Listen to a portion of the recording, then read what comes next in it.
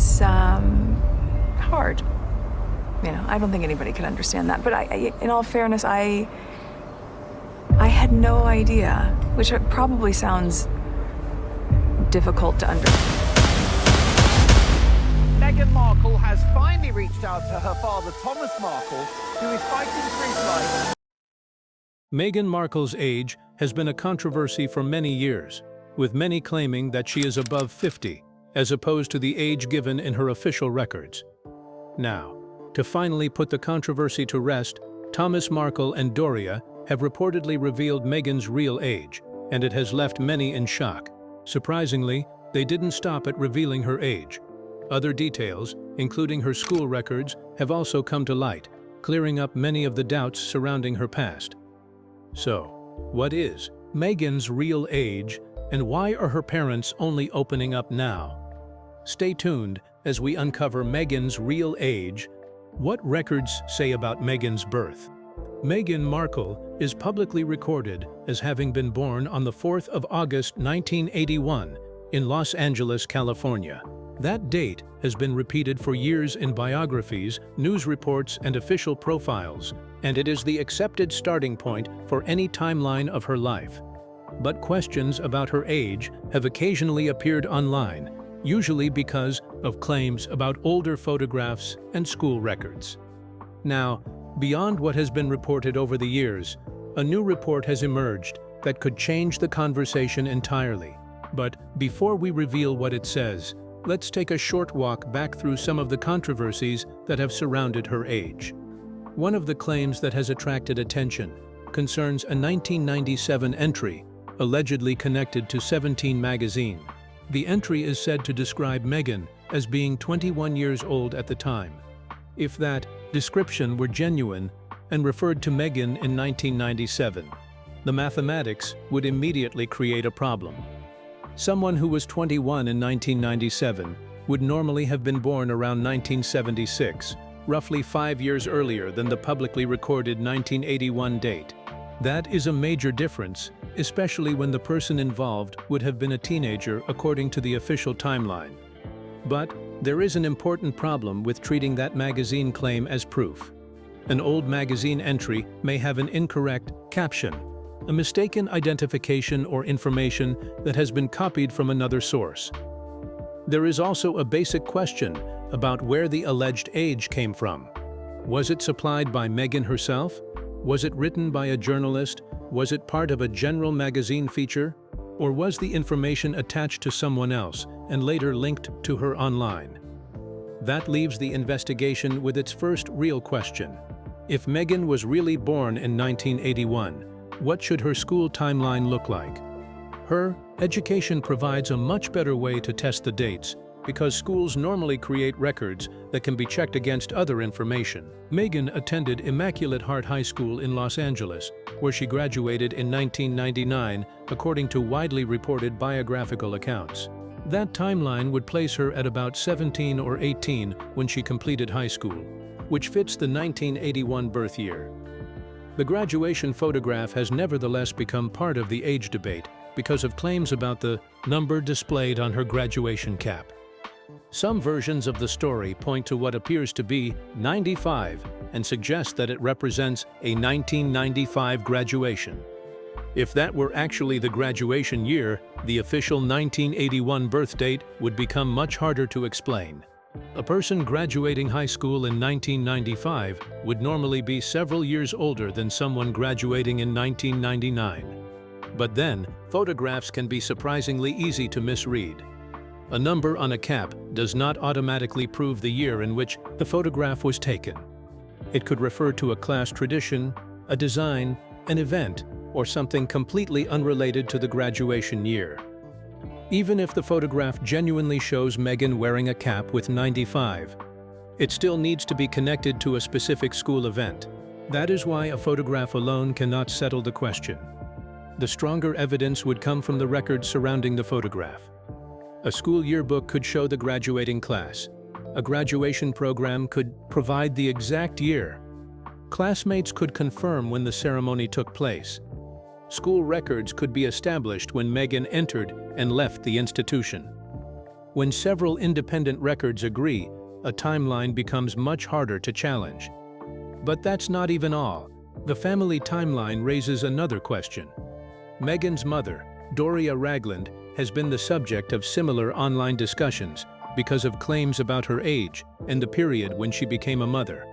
If Doria's documented age at Meghan's birth is compared with the 1981 date, the numbers can be checked against her known life history. But again, there is a major difference between a family recollection and a formal document.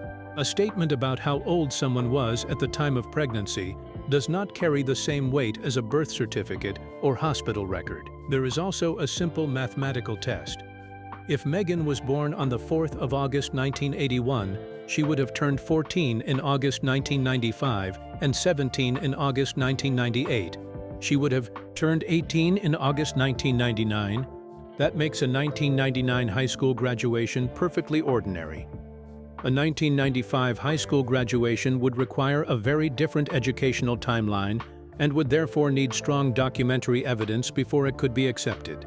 At this point, the evidence does not justify jumping to the conclusion that Meghan Markle lied about her age. The more responsible conclusion is that some claims about her age need to be separated into two groups: claims supported by original records and claims based on photographs, captions, or memories. These are not equal forms of evidence.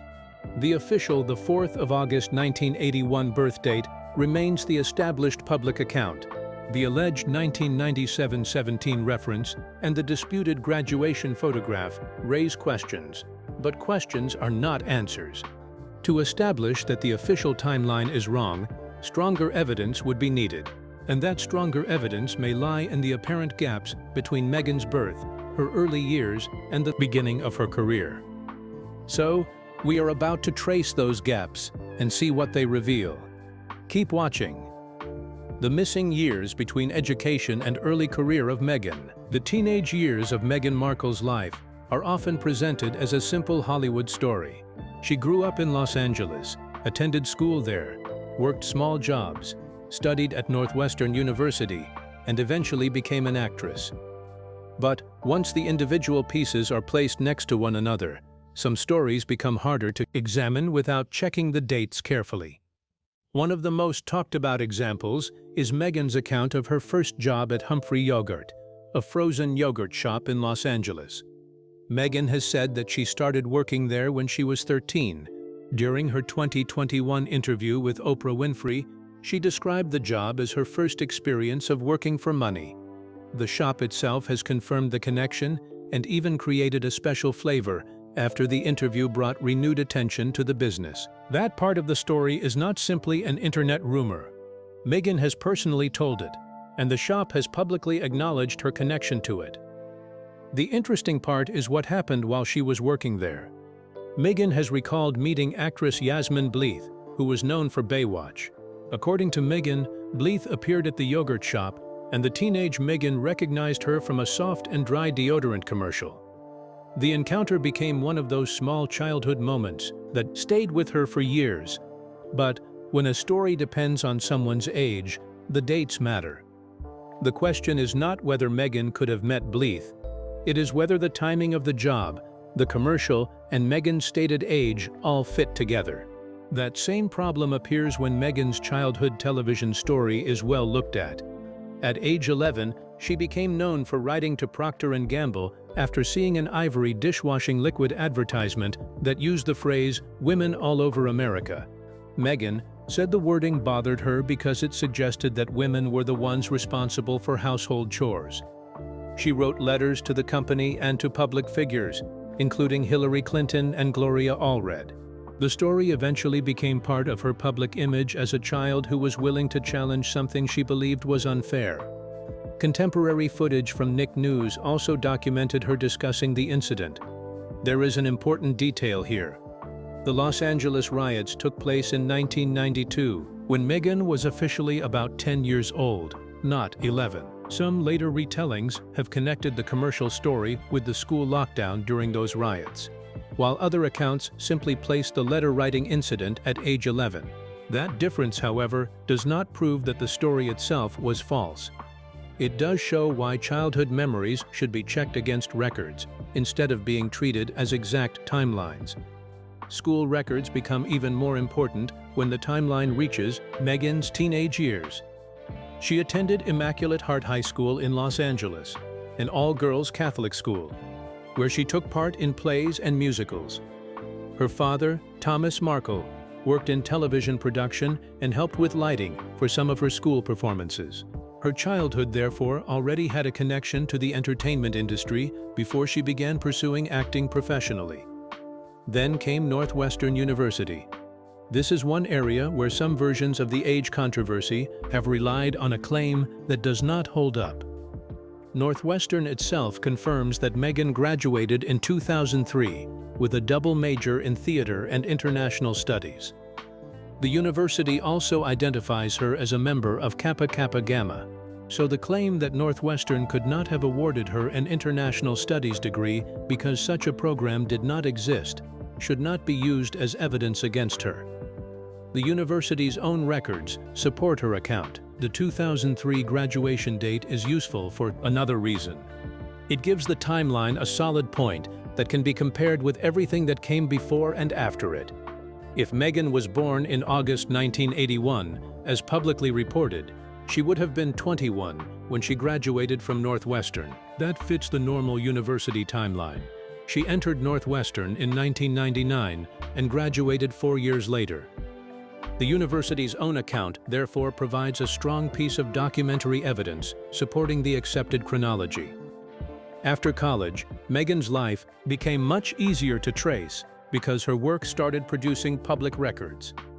She began appearing in small television roles and worked to establish herself as an actress in Los Angeles.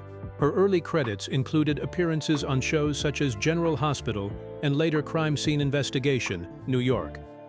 These were not major roles, but they placed her inside a professional industry where casting information, production dates, and broadcast records could be checked. Her career was still developing when she appeared as a briefcase model on Deal or No Deal in 2006. She later said that the job helped her pay her bills while she was trying to build an acting career. Contemporary accounts place her on the show during its second season, before she left in 2007 to focus more seriously on acting. That period is important because it gives the timeline another fixed point. Meghan was already an adult actress in her mid-20s, working regular entertainment jobs and trying to secure larger roles. Her relationship with Trevor Engelson fits into the same timeline. The two began dating in the early 2000s and eventually married in Jamaica in 2011. Reports from the period identify Engelson as a film producer, while Meghan was building her acting career. A contemporary report from 2013 said the couple had separated in August of that year. They were later divorced. Other biographical records place their relationship beginning in 2004 and their wedding on August 16, 2011. And that is where another story sometimes enters the discussion. Claims have circulated alleging that Meghan had an earlier secret marriage to a man named Joe Giuliano, or Joseph Goldberg Giuliano. Some versions also attach a claim that she had a child from that alleged relationship. But unlike the Engelson marriage, there is no verified marriage certificate, court record, or reliable contemporary documentation to back these claims. That distinction matters. If a legal marriage actually took place, the strongest evidence would be a marriage license, certificate, court filing, or another official record. None has been produced in the sources reviewed for that allegation. The documented record instead shows Meghan's marriage to Trevor Engelson in 2011, and, later, her marriage to Prince Harry in 2018. There is also a wider lesson in the early career timeline. Some of the stories surrounding Meghan's youth sound dramatic because they depend heavily on memories, old interviews, and claims, repeated online. But when stronger records exist, they tell a much simpler story. Northwestern confirms the 2003 graduation. The frozen yogurt shop confirms that Meghan worked there as a teenager. Television footage confirms that she discussed the Procter & Gamble advertisement while she was young. Her early acting work can be placed through production records, and her marriage to Trevor Engelson is supported by contemporary reporting. That does not mean every detail of Meghan's childhood has been independently verified. It means different claims need different levels of evidence. A childhood memory about meeting a celebrity is not the same thing as a university record. But amid all these claims, one important question remains unanswered. How did Meghan's biography become so controversial in the first place? Who started questioning her story, and where did these claims come from? The answers may be more surprising than expected. So, let's go back to the beginning and trace how the controversy started. When Meghan's biography became controversial. For much of Meghan Markle's early career, there was little public reason to question the basic details of her biography. Before she became internationally famous, her childhood and family life were largely known through her own interviews, family accounts, and occasional entertainment coverage. Her career also followed a fairly ordinary path for an aspiring actress. She attended Immaculate Heart High School in Los Angeles, graduated from Northwestern University in 2003, and later began building a career through television roles. Northwestern itself records 2003 as the year Meghan graduated from the university. That changed when Suits premiered in 2011. Meghan played Rachel Zane, a smart and ambitious paralegal who wanted to become a lawyer. The role gave her a much larger audience and turned her into a recognizable television actress. As her profile grew, more details about her background began appearing in newspapers, magazines, and interviews. Her age, education, childhood, family, and previous relationships were no longer private matters known mainly to people around her. They were becoming part of a public biography. The level of attention increased again in 2016, when Meghan's relationship with Prince Harry became public. On the 8th of November 2016, Kensington Palace issued a statement confirming the relationship and condemning the treatment Meghan had received from sections of the press and online commentators. Suddenly, the actress from Suits was being examined as the woman dating a senior member of the British royal family. By November 2017, when Harry and Meghan announced their engagement, the scrutiny became even greater. Newspapers revisited her childhood in Los Angeles, her parents Thomas Markle and Doria Ragland, her education at Northwestern University, her acting career, and her 2011 marriage to Trevor Engelson. Stories that had previously attracted little attention were now being examined by a worldwide audience. The attention was not limited to ordinary news reports. In April 2018, shortly before the royal wedding, journalist Andrew Morton published Meghan, a Hollywood Princess. Morton had previously written Diana, Her True Story, and his new book attempted to examine Meghan's life before Harry. According to contemporary reporting about the book, Morton spoke with former childhood friends, former co-workers, and estranged family members because Meghan herself did not participate in the interviews. The book therefore added another layer to the public discussion of Meghan's childhood and family relationships. But it didn't end there. It was also around this period that members of Meghan's own family became some of the most visible people discussing her past. Her father, Thomas Markle, began giving interviews about his daughter and their relationship. His comments became prominent in the months leading up to the royal wedding in May 2018. Thomas discussed Meghan's childhood, their relationship, and his disagreements with the way events surrounding the wedding had unfolded. Thomas's position made his statements particularly interesting to the public because he was not an outside commentator. He was Meghan's father and had personally been part of her early life. But that did not mean every statement he made automatically established a fact. His accounts were personal recollections and were sometimes disputed by Meghan and others. They, therefore, became another source that had to be compared with independent records. The family drama became even more visible in the weeks immediately before the wedding. Meghan's half-brother, Thomas Markle Jr., wrote a public letter to Prince Harry in which he warned him against marrying Meghan. The letter was published by In Touch on the 2nd of May 2018 and described Meghan in strongly negative terms. Her half-sister Samantha Markle also became publicly involved, defending their father and criticizing aspects of Meghan's account of their family. Then came the event that transformed the level of scrutiny once again. Meghan married Prince Harry on the 19th of May 2018 at St. George's Chapel, Windsor Castle. From that point, almost every part of her past received renewed attention. Her childhood, education, family relationships, acting career, and previous marriage were repeatedly discussed in the British and international press. The scrutiny did not end with the wedding. In 2020, Harry and Meghan announced that they would step back from their roles as senior working members of the royal family. Their decision created another wave of media interest in their relationship with the royal institution and in Meghan's earlier experiences with the press. The public debate about her past therefore continued rather than disappearing after the wedding. In February 2021, Buckingham Palace confirmed that Harry and Meghan would not return as working members of the royal family. Harry also lost his honorary military appointments, while the couple stopped using the Royal Highness style in an official capacity. They remained members of the royal family, but they were no longer performing the duties expected of working royals. This is important when looking at the later question of why the monarchy does not appear to protect Meghan and Harry in the same way it protects other senior members of the royal family. The answer is partly connected to the position they chose to leave. The monarchy is not simply a family where every member receives the same official protection, funding, and privileges. There is a difference between being a member of the royal family and being a working representative of the crown.